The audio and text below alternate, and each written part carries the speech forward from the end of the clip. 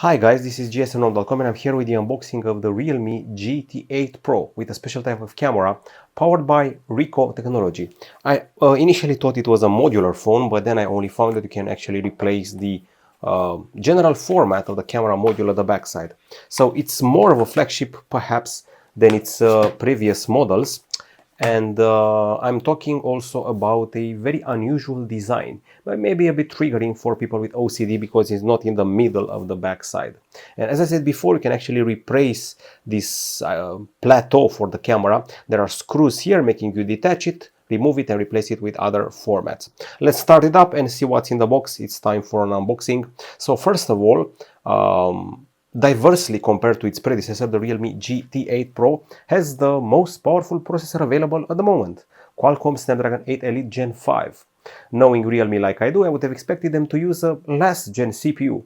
They're also using the latest type of RAM and latest type of storage, UFS 4.1. But we're only getting 4 years of Android updates, which is a bit of a bummer if you ask me. So, with that out of the way, let's see what's inside the box.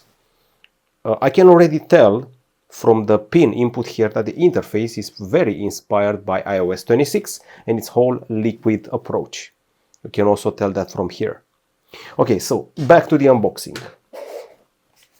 The motto is "Make it real." Inside the box we have quite a few things, even though no charger. The cable from USB-C to USB-A,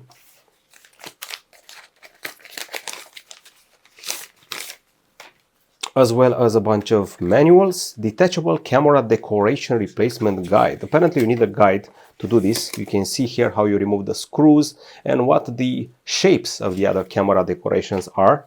Then the quick guide, then another guide, and a SIM key. Now here we have screws, leftover extra screws, and something that looks like a small tool used to pry open the screws there and remove them, like a screwdriver, basically a small screwdriver. And finally the case, which also includes instructions to replace the Ricoh camera module. Okay, when everything's said and done, I think that's enough about the unboxing. The version we have here should be imprinted here somewhere.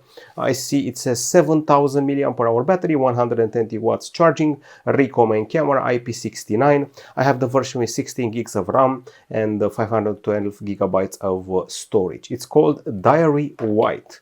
An interesting name here. It's more like pearl or, I don't know, ivory white or something like that. So let's talk about, well, measurements. 8.2 millimeters in thickness. And I'm shocked to see that Realme hasn't adopted the trend of a physical AI button. No trace of that. But once again, knowing Realme like I do, they can usually rely on, I don't know, double tapping the back to activate AI or something like that. So back to it, 8.2 millimeters, 218 grams, glass at the front, aluminum frame, fiber reinforced plastic back or silicone polymer, depending on the version you're getting. I would say that we have the fiber reinforced plastic back. IP68, IP69 certification, it can take high pressure water jets and you can submerge for up to 2 meters for 30 minutes. Now the screen you're seeing here, which can be easily put to the test once you open up YouTube, this panel here is obviously of the AMOLED variety, 6.79 inches, 1 billion colors, 144 Hz, which is a surprise for me, HDR10+, there's also Dolby Vision support here, up to 7000 nits in peak brightness, a very high promise, and a resolution which is higher than the latest flagships I've seen, 3136 pixels over 1440, so as I said, they seem to throw out everything in the kitchen sink on this handset. Okay, so going to the IDA app, you can see the brand new processor, Snapdragon 8 Elite Gen 5 actually is its name. And I just mentioned before that we get quite a bit of RAM, quite a bit of storage. There are also versions with 12 gigs of RAM and 256 gigabytes of storage, but you can also get up to 1 terabyte of storage for this device. Now, battery-wise, we're in for a pleasant surprise, 7000 mAh. It has very fast charging, 120 watts via wire. There's also the promise of reaching full 100% charge in 43 minutes, which is kind of cool. 50 watts wireless charging with 79 minutes to full charge and that's actually pretty cool. We have stereo speakers available here, an ultrasonic in-display fingerprint scanner, and I think it's time to also address the cameras. Now the front camera here is a 32 megapixel shooter, but with fixed focus, which is a bit of a bummer, f2.4 aperture. If you go to the back side, the camera setup here is simple. The pleasant surprise is the telephoto camera. This telephoto camera is actually a Periscope telephoto camera. It's a 200 megapixel shooter, f2.6 aperture, 3x optical zoom. The other cameras are main 50 megapixel camera, f1.8 aperture, multi-directional PDAF, optical image stabilization, and also 50 megapixel ultra wide camera. Some other companies, including Realme back in the day, would have put a 13 or 8 megapixel ultra wide camera. Well, they didn't, so yeah. Okay, so Ricoh, what Ricoh does is they usually make compact cameras which are good for street photography. Now they brought the styling here with a partnership with the folks of Realme, but let's take all of the options one by one, and we have quite a few. High res, pro video, long exposure, scanner, tilt shift, pro, food, time lapse, underwater. Yes, you can take captures underwater, much like the Realme 14 Pro and the GT series, GT7T and 7. Starry mode, night, panorama, slow-mo, dual view document scanner. I'm curious about the Pro Video to see what it has. I see that it has log capture, so you can apply colorization after the fact. We also have HDR, and you also have extra stabilization, anti-shake features. Aside from that, there's a portrait mode here, which uses the telephoto camera, as it should. And the Ricoh, which I mentioned before. Ricoh is good for street photography. It employs a sort of predefined filters in order to capture the majesty of the, I don't know, architecture or street stuff.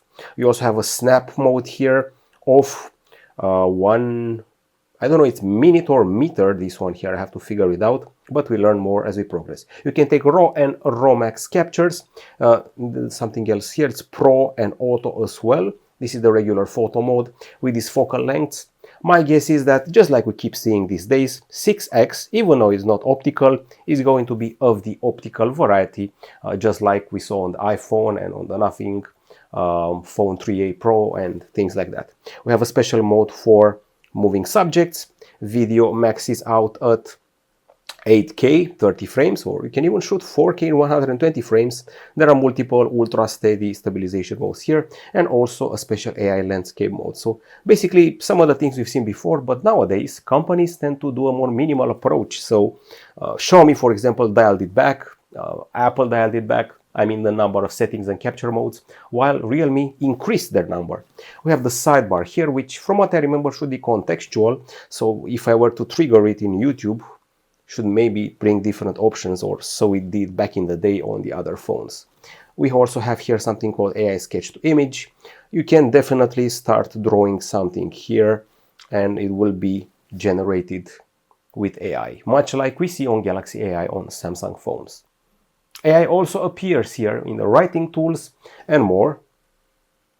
And by the way, it's a nice idea to also have a watermark, although there should be a watermark, an invisible one, included here so you won't trick people with AI. Now, aside from that, of course, you have Gemini Live.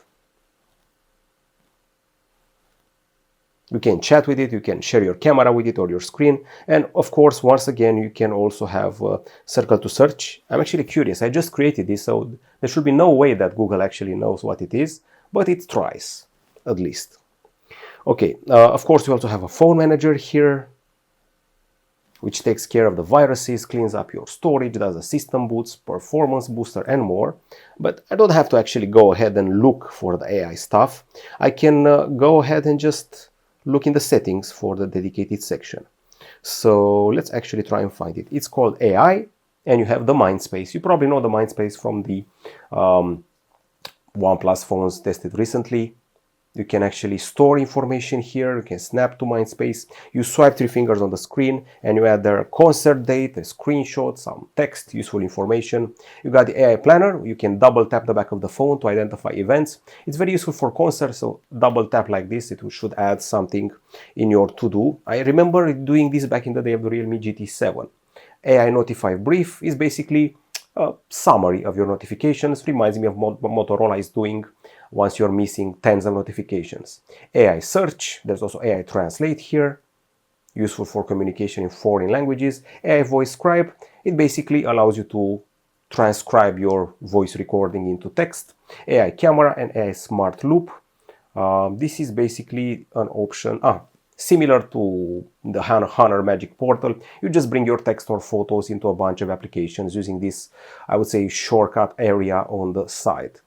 And that's just the tip of the iceberg. I didn't even get into the whole photo editing. I actually do not even have photos yet, but you can go here and you can already tell there's an AI editor. You'll be able to play with it a bunch more. AI Recompose, AI Eraser, Ultra Clarity, Sketch to Image, Perfect Shot, etc. Obviously, this is Android 16. You can see info here, Realme UI 7.0 on top of it. A bunch of other resources here, and even more RAM available if 16 gigs isn't enough for you. Here you can see the camera resolutions. People are on the fence regarding the main camera sensor. Not very sure which one is it, but I know there's an OmniVision included in the package, and I know that Samsung is also providing one of them, but the main one is a mystery. Should be a Sony, but we're not very sure. So this is pretty much the first contact with this phone. It adheres to current trends like AI, 200 megapixel telephoto camera, and a cool partnership for the look of the street photos. Realme has always preferred street photos for some reason. I'm actually also curious about the styling you can apply here. You can change the system colors from what I can see. You can also mess around with the icons. You can also match the lock screen. And aside from that, I'm curious to see what you can do widget-wise. Particularly looking forward to see how they compare to a Pixel or an iPhone. I see a lot of transparency here and a lot of white, but nothing totally out of the ordinary. And of course, one last thing, AI should always be present in your writing tools. So we have here notes, and in the notes, you obviously have polishing, continue writing, elaborate, shorten, formal, and casual. And that's pretty much it. So I'm curious how the phone will fare and how hot it will get when it comes to gaming. And curious to see if the Ricoh capture actually delivers. I don't have any replacement modules, but I do have a passion for the green version of this phone. My God, there's a special Aston Martin Formula 1 version of this phone. Google it. It's simply gorgeous. That's it from gsn.com. This has been the unboxing and first contact with the Realme GT8 Pro, powered by Ricoh and AI, of course.